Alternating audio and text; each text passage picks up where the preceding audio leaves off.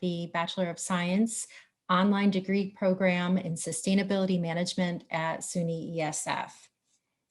I'm Kathy Lang. I'm one of your hosts for this evening's webinar. And before we get into our subject matter, I wanted to just go over housekeeping, and hopefully we'll have a few more folks join in with us. So on the bottom of your screen, if you can hear me fine, can you give a reaction? And I might refer to Brandon to give me a thumbs up too, because I'm not seeing everybody's. Okay, excellent. So I just want to make sure people's sound is working, and just know that you are muted throughout the presentation this evening, but we do have the chat feature. So if you wanted to share something, please feel free to type it in, a question or comment, whatever. We are recording the presentation. We need to update what's on our website. So we thought we'd record, and then when we get to the question and answer period at the end, we will stop recording. And at that time, we'll unmute mics too. So if you want to just have a conversation, we would welcome that. So I believe that is it. I am planning to email a link with the slides at the end of the presentation, and that will include application information and links to resources about online learning. So please expect that at the end of the presentation. Okay, so I think we covered most of that, and we'll just go through who is here with us tonight. And I have myself, Kathy Lang, as mentioned. I am Online Education Program Coordinator and Academic Advisor for the Sustainability Management Program. I'll talk a little bit more about my role in a minute. Dr. Doug Johnston is on my left on the screen, and he is one of our faculty members in Sustainability Management, as well as Chair of Department of Landscape Architecture at ESF. And he'll talk to you about the curriculum and sustainability management degree. And then on my right on the screen and below me is Eric Viscupik, an admissions counselor with ESF, who works very closely with our program in going through transfer process for incoming students. So Brandon Murphy is also behind the scenes, but waving, and he's helping us technology-wise, but also key role in our program in course development. So that's our crew to present to you about the program. And to just cover a little bit about what we wanted to share with you tonight, we're going to talk about our college. If you're not familiar with SUNY ESF, who we are, what we do, how the sustainability management came to be, program came to be, and what some expectations are for students coming into the program and also graduating from it. So what resources we have to offer, what the curriculum is, we'll go over. We have a bit about admissions, as I mentioned, and the application process, what you need to get into the program, and how you go about sharing that with us to apply. And then lastly, we want to hear from you. So any questions you brought with you tonight, and again, feel free to type them into the chat. If they're really pressing, we'll keep track, but otherwise we'll have time at the end. We try to spend 30 minutes presenting and leave 15 minutes for Q&A so that we finish on time. So with that, Eric Viscupik is going to talk to you about ESF. Excellent. Thank you very much, Kathy, and welcome everybody. As Kathy mentioned, my name is Eric Viscupik, one of the admissions counselors. And we're just going to talk a little bit about the background information about ESF. We're a unique school in a lot of different ways, and so just give you a bit of an idea of who we are and what we are. So ESF has a long tradition of expertise in environmental sciences. We were founded in 1911 as the College of Forestry at Syracuse University. And then in the 1970s, we were recharted and renamed as the College of Environmental Science and Forestry. Really, we are a very unique school in the US, focused solely on the environment. And our mission is to advance knowledge and skills and to promote the leadership necessary for the stewardship of both natural and designed environments. With 27 undergraduate degree programs including the program that you're learning about tonight, as well as master's and doctoral degrees in a range of disciplines, all related to environmental science, including science, design, engineering, policy, communication, and management. We have 1,800 undergraduates between our Syracuse campus and the Ranger School campus, which is located in the central Adirondack Park. And we have about another 400 graduate students as well. We're one of the few doctoral granting institutions in the State University of New York, or SUNY system. We attract world-renowned faculty in all of our departments, and they definitely very much enjoy engaging with our undergraduate students, helping to pass along their knowledge and expertise to them so that they can take it and move forward in their respective fields. ESF is a small specialized college within a major university system, but we're still well known in our own right. We are proud to be ranked among some of the top national universities and good value universities by US News and World Report, as well as we have some been bestowed with some of the interesting rankings, such as a cool school according to the Sierra Club rankings, and a top green college according to the Princeton Review. ESF is accredited by Middle States Commission on Higher Education and registered through the New York State Department of Education. So today, the college is really at the forefront of developing the technologies to create a sustainable future. ESF has taken a leadership role in species preservation, raising public awareness of biodiversity and sustainability. We also demonstrate our commitment to sustainability through external measures. Our Gateway Center, which is pictured here, is a LEED Platinum certified building that really has become the hub of campus life. We also participate in a sustainability tracking assessment and rating system, or STARS program, through the Association for the Advancement of Sustainability in Higher Education. This is a transparent self-reporting framework for colleges and universities to measure their sustainability performance based on, among other things, operations, engagement, and academics. ESF has been recognized again as a top performer in the 2020 Sustainable Campus Index, and we're proud to be ranked 10th with a gold ranking. Our online students have access to ESF services and activities that are available remotely, including many of those through our partnership with Syracuse University. Our online students can take advantage of career services, library resources, academic support, and disability services.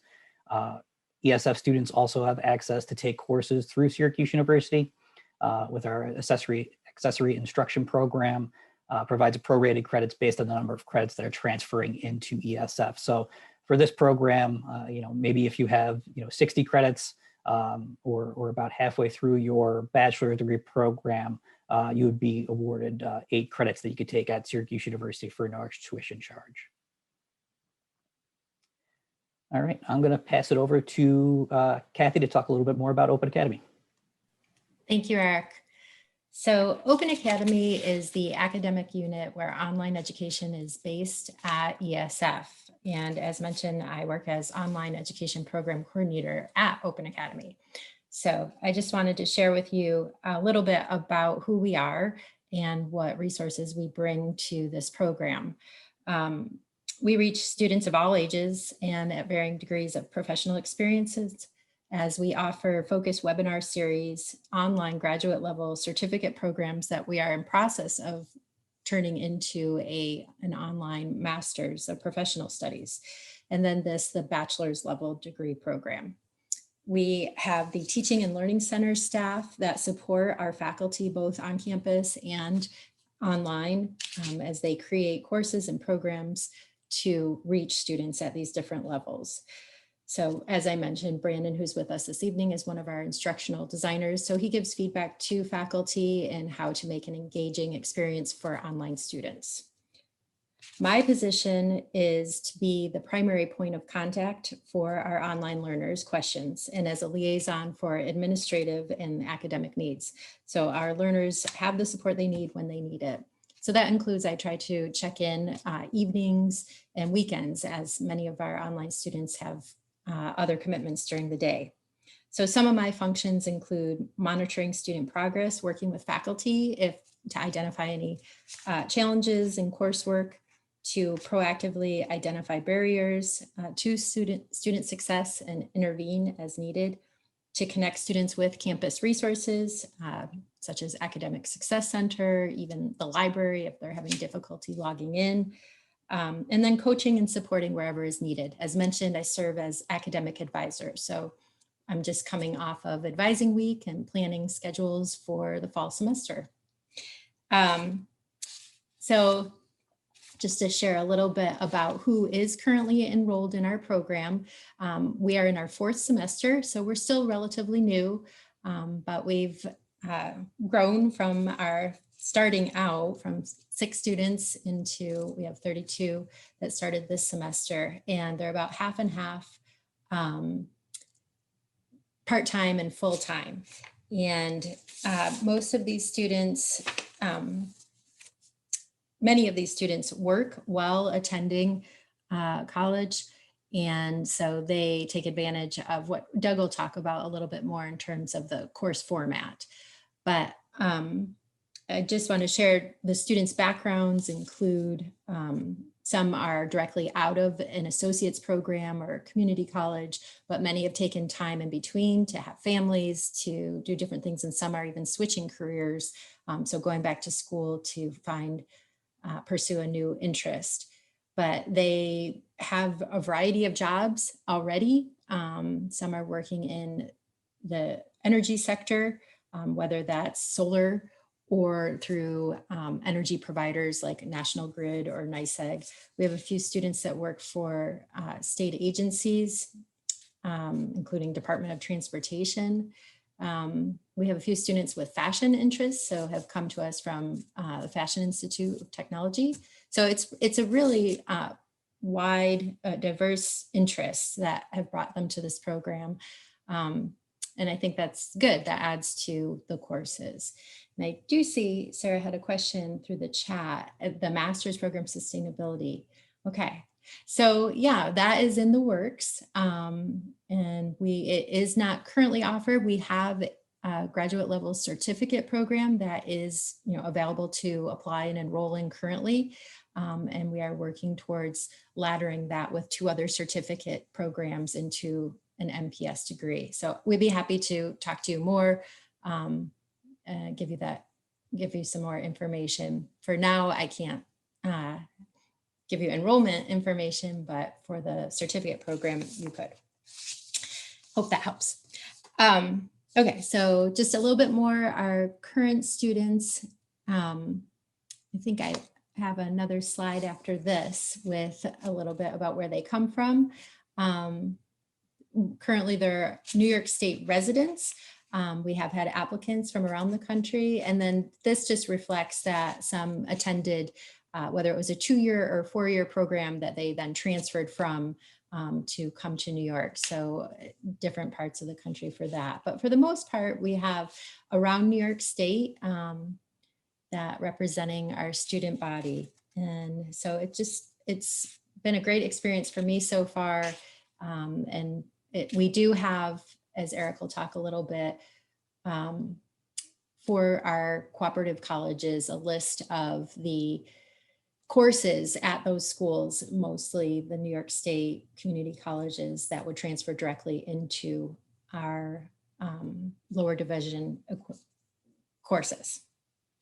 Okay, so with that, I'm going to turn it over to Doug to talk a little bit about the curriculum and the degree itself. Great, thank you, Kathy. And I think the importance of diversity, both in terms of student backgrounds, bears out in the program design and also in the faculty. We brought together a diverse group of faculty in the design and in the implementation of this program. And that really reflects the fact that sustainability is pretty much defined as being the intersection of issues of society, the economy, and the environment. And if you're familiar with academic units, we tend to cluster ourselves in disciplinary groups, and this truly is an interdisciplinary, interdepartmental program. The program parallels, options, and opportunities that are available in practice and in professions. And in fact, we found that people were involved in sustainability management positions that didn't really feel like they had the preparation or coursework that really targeted this emerging and evolving field. And that was pretty much the impetus for creating this degree program. The Bachelor of Science in Sustainability Management, as you know, is an online upper division academic program, and sometimes that's called a bachelor's completion program. What that does is builds upon a broad and flexible foundation of lower division courses by providing specialized sustainability coursework at the upper division. In other words, we assemble experiences from a number of areas, and then through the upper division courses, synthesize that knowledge and the skills in order to strengthen your workforce readiness, which we also emphasize through a development of a capstone project. In designing the program, we identified a set of program-wide learning outcomes. And so any course in the program has to have alignment with these. And essentially those program learning outcomes are focused on analyzing what we all recognize as being complex interactions among and between the environment, the economy, and society, and to focus on identifying areas of potential conflict and opportunity. Through the program, we apply qualitative and quantitative skills that are appropriate to the sustainability field, whether that's energy modeling, budgeting, financial analysis, community involvement and engagement, life cycle assessment, environment and risk communication, and a number of others. We also use these skills to analyze data and develop reports and presentations that are relevant to sustainability and its implementation. And they include things like scientific publications, policy documents, using and learning how to use or create sustainability metrics and indicators, as well as communicating to public and other audiences what sustainability is about and how you do it, or how you work toward doing it, I should say.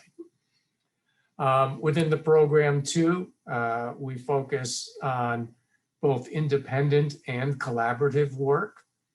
And that is really necessary for effective and successful project and human management communication, and really to practice. I mentioned also that, it's not just about learning, it's also about applying. So we focus on applying knowledge and principles and best practices to real world problems.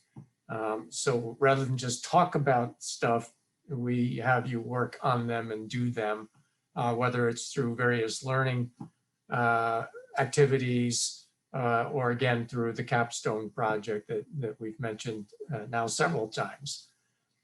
Finally, the emphasis of the program, our learning outcomes, are in developing solutions.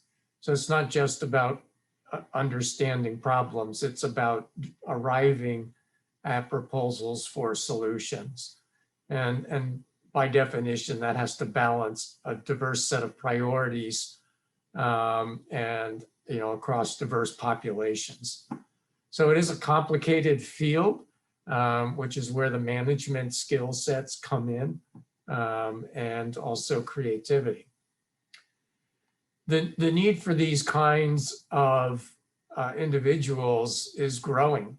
And according to the Occupational Information Network, or ONET Online, profession of sustainability specialist has a really bright outlook, with solid and substantial regular growth in the years to come, with over, hundreds of thousands of job openings over the next 10 years or so. We've found that, and have through our research and experience, that different types of career opportunities include things like sustainability specialist or coordinator. Our college hires several sustainability coordinators and specialists to reach that status that Eric was talking about. Chief sustainability officers, natural science managers, but also in industry, general and operations managers. How do we make our industries and businesses more efficient across the spectrum and more effective across these dimensions?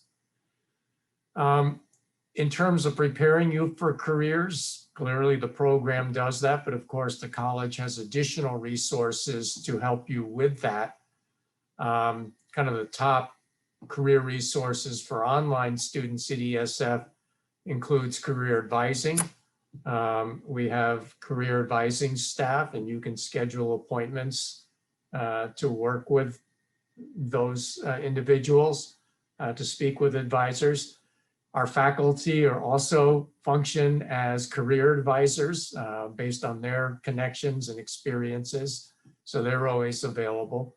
We have a career services office that supports a website, and it provides helpful information in terms of job searches, but also operates career fairs and other ways of connecting with professionals and with career opportunities.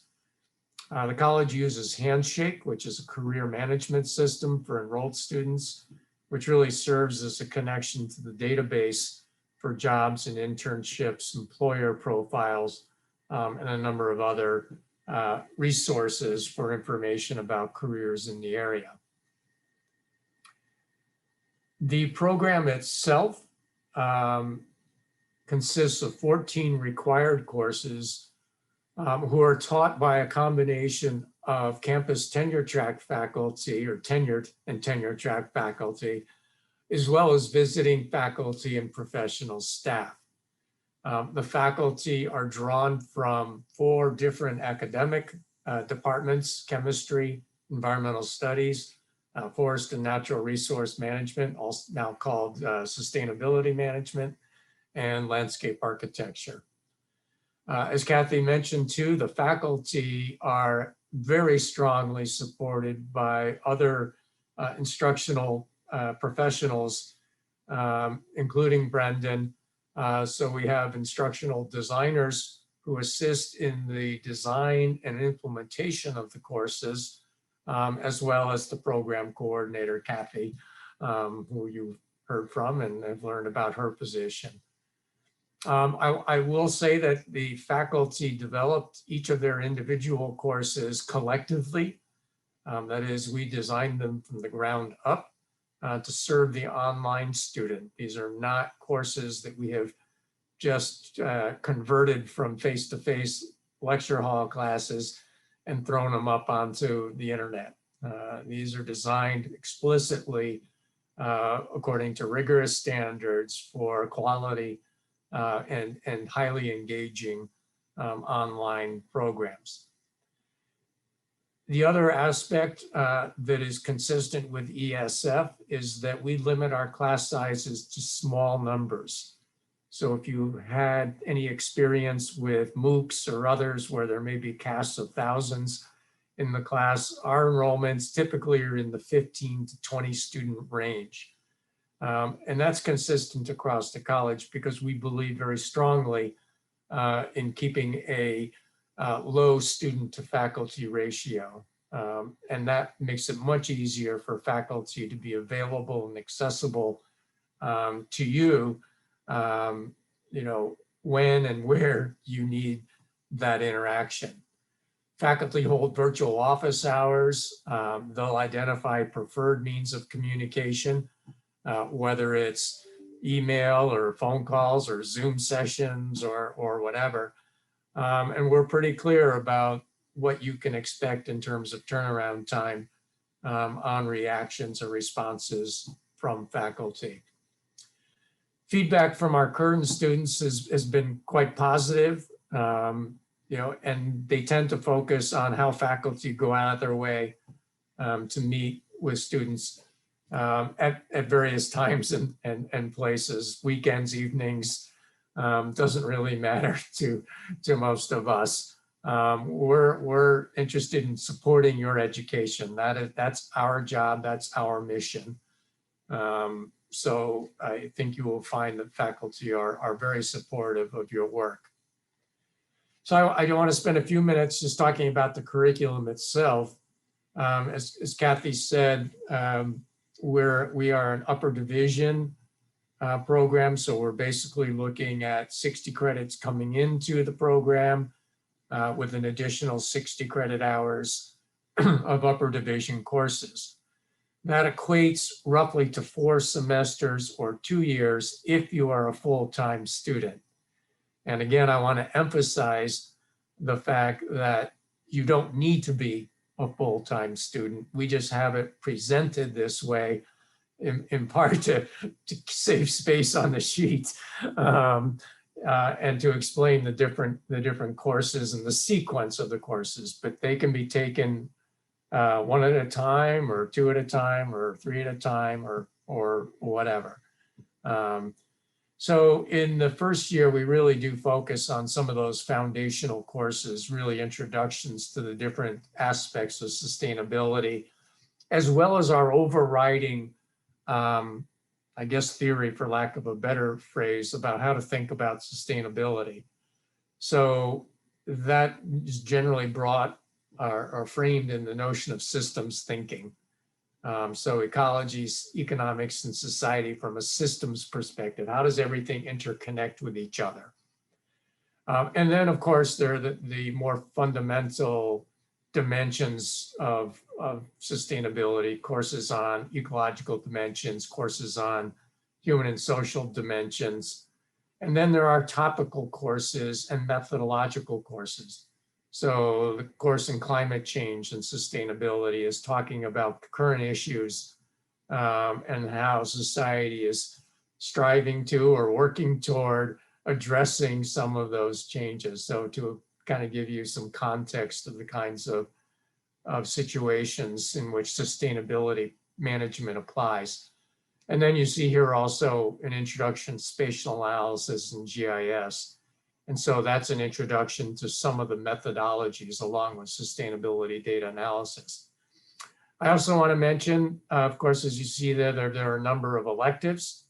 And so that is to allow you to build a little bit more specialization or to increase the diversity of your exposure. So we're not locking you down into a series of courses. But of course, we do offer a number of elective courses under the sustainability management rubric. Go ahead.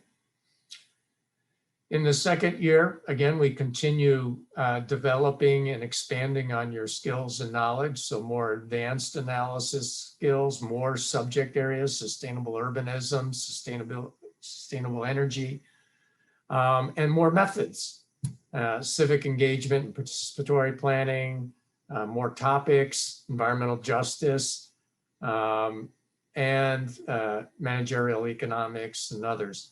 We mentioned already the sustainability management capstone. That's a synthesis class that allows you to choose a topic of interest to you. So it could be something that you've just been dying to study for a while, or it may come from your workplace. You may want to use your capstone to advance your own career opportunities within your place of work. And that's fine. We're looking for those to be rigorous, but practical, very much professionally oriented in support of your career objectives. And once again, we have more electives. We'll cover the lower level division courses in more detail when we go back to Eric. I wanted to mention also, before we get to this slide, some of those electives. So current offerings in the electives include environmental economics, conservation biology and landscape ecology, sustainability and behavior change, and a number of others. And those courses continue to grow and develop as we have increasing numbers of students and recruit and attract more faculty. So many of those you can expect to be refreshed every year. And so those topics will vary based on current issues and current faculty. So the other next thing I want to do is really to give you a sense of what it's like to be a student in the program. And so this particular video, which I always have difficulty keeping up with, is really giving you a set of experiences. And this course is basically looking like what you would do, there we go. What you would see as a student. We use Blackboard as our learning platform, and our courses are divided up into modules that more or less correspond to weeks in a semester, but are really organized around topics. The modules contain readings, videos to watch, activities to participate in. Every assignment has clear expectations. We have opportunities for interaction. We have online exams and quizzes, and also informal means for communication and conversation, sometimes through discussion groups, sometimes through journals. Here's an example of discussion boards.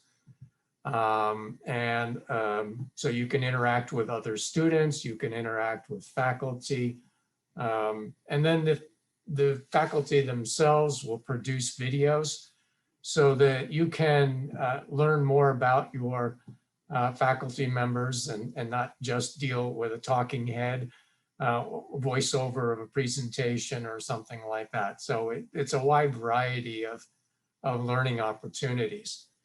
To do online learning, really only basic computer literacy skills are required. Because of the videos and other aspects, high-speed internet access is highly desirable. But the course materials are available or accessible through Blackboard on laptops, tablets, and even mobile devices. So depending on your circumstances and depending on the moment, you really can be connected really at all times. I think with that, I'll turn it over back to Eric, who can talk about application and preparation for applying to the Sustainability Management Program. All right, thanks, Doug. So as has been mentioned, this program was really designed as a degree completion program. So typically students are coming to us with an associate's degree completed or 60 college credits. But I really can't stress enough that we will work with each of you on an individual basis. So figuring out where you are as far as academic preparedness to transfer into ESF.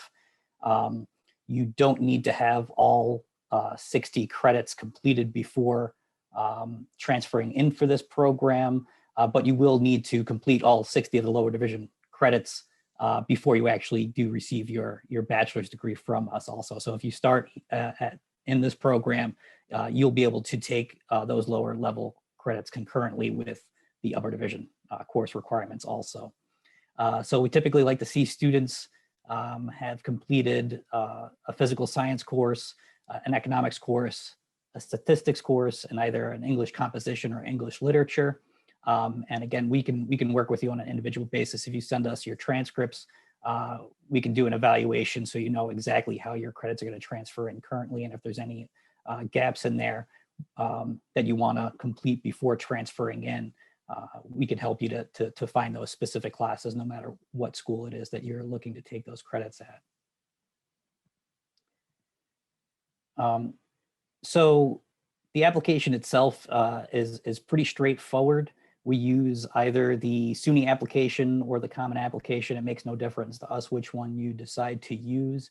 It's a $50 application fee either way. there are fee waivers that you can get granted through either the SUNY application or through the common application. It has nothing to do with us. One note about that is if you are planning on completing a associate's degree at a SUNY campus and then go directly into this program, you should apply using the SUNY application, because SUNY will waive that application fee just because you're going from an associate's degree directly into a 4-year program within SUNY. So you can see all of the information about how to apply right through our website. It is pretty straightforward, but if for some reason you're having technical issues or you're not sure what to include, again, feel free to reach out to admissions. We can work with you every step along that process. We do like for students to answer our essay question, where we want you to talk about what your interests are, why you're interested in ESF. So we're not looking for the greatest literary piece ever written or anything like that, just honest feedback about why you're interested in the sustainability management program. We want to make sure that there's a good fit between what your interests are and what the program is going to offer you. We are still accepting applications for fall of 2021. So if you're thinking about applying, you should definitely get your applications in. It's a little bit later in the process, but we certainly are still accepting applications and will through the summer. If you're thinking about applying for spring of 2022 or fall of 2022, that application will be out starting August 1st. If you're not sure what semester you want to start and you're thinking you might want to start in this program this fall, I highly recommend getting your application in. And if for some reason, if you're not able to start as early as this fall, we can use that same application for up to 2 more semesters. So you don't have to worry about paying that $50 application and submitting the whole application over again. So SUNY tuition rates are definitely among the best value in the country for quality of education and affordability. This table shows the online tuition rates. The New York State residents' costs are the same whether you're on campus or off campus, but for out-of-state students, the online only students pay a reduced rate. So that definitely is a benefit for this program, also for our out-of-state students. In order to be considered for financial aid, you need to file a FAFSA. I'm guessing if you're transferring from another school, you're probably pretty familiar with that process. But if you have questions about it, we can help you out. And if there's specific questions that we can't answer for you, our financial aid offices do an excellent job with helping students navigate the FAFSA process. And so we also do offer the Excelsior Scholarship. So for New York State residents that do meet those requirements, that's something that you can see through the HESC website. All right, so I think that wraps up the formal presentation, and we're going to move along now to questions. So this is, as mentioned before, we're recording it, so I think we're gonna stop recording now. And so folks can feel free to type into the chat, or if you want to unmute yourself and ask us questions,